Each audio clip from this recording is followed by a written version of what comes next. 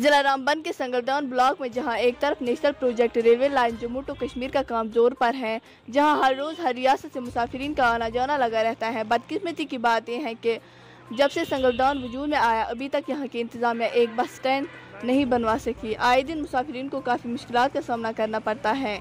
संगलदान बाजार के अंदर जगह जगह पर गाड़ियां खड़ी रहती हैं और आने जाने वाले मुसाफिरीन को काफ़ी मुश्किलात का सामना करना पड़ता है।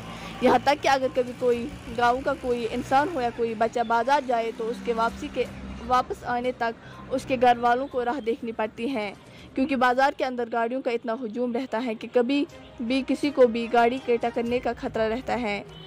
यहाँ तक कि जब कोई यहाँ लोकल हो या बाहर वाला हो मार्केट जाए तो दुकान तक पहुँचना भी मुश्किल हो जाता है। अगर कभी गलती से कोई जल्दबाजी में एम्बुलेंस या कोई दीगर गाड़ी हो जिसका कहीं पहुँचना अज़हद ज़रूरी हो, उसको भी घंटों जाम में इंतज़ार करना पड़ता है, लेकिन कोई टस से मस नहीं हो रहा। देखिए संगलदान रामबन से बाहर जुल्फ़कार की रिपोर्ट।